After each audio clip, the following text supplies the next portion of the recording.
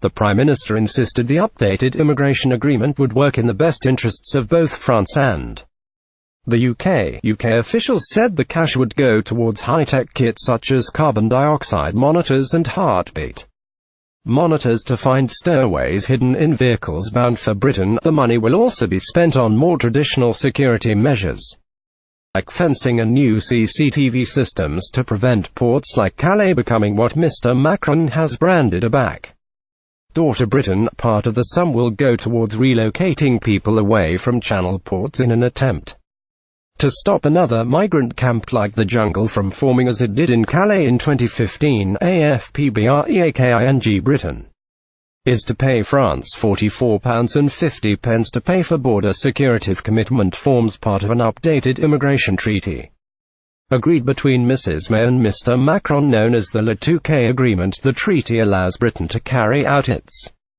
border checks on the French side of the Channel, but has come under fierce criticism in France because some argue the deal is unfairly weighted in the UK's favour. Announcing the agreement at the Royal Military Academy, Sandhurst, this evening, Mrs May said the UK and France remain committed to the principles of the treaty. She said, "Today we have agreed additional measures which will work in the best interests of both France and the UK, increasing the effectiveness of our cooperation." Friday, November 11, 2016. AFPMR's May and Mr Macron look on as the updated agreement is signed. The French president has been in talks with Mrs May throughout the day during his first visit to the UK since becoming president in May last year. The UK has already stumped up more than £100 million for additional security in Calais over the last 3 years. But the investment has seen the number of people attempting to enter Britain illegally fall dramatically, from some 80,000 in 2015 to just over 30,000 last year. However, Mrs May's decision to cave into French demands has already been poorly received by some of those in her own party, even before the treaty was formally agreed. This afternoon, Tory MPs were criticising the PM. Christopher Chope, a Conservative member of the Commons Home Affairs Committee, said, "We keep handing over money for security and France keeps coming back for more.